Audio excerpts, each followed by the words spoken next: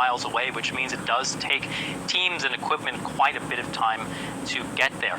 Now, in the meantime, of course, time becoming a factor as well. This vessel had only a limited air supply, and that supply is becoming more limited by the hour.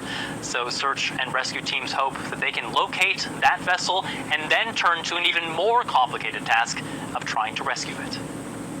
Carl Newsman there. Well, David Marquet is a retired United States Navy captain who served as a submarine commander, told us more about the problems the sub could be facing.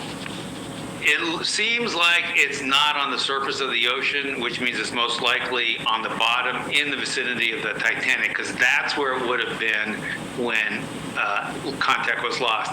It was right about the time when it would have been either approaching or at the site of the Titanic.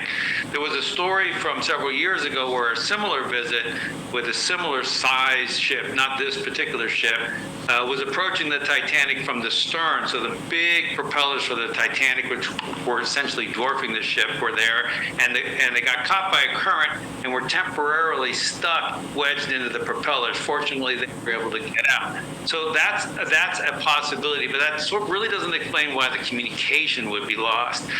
Communication lost and being on the bottom, to me, leads me to think something like there was a fitting which broke and allowed water to come in, or there was a hull crack.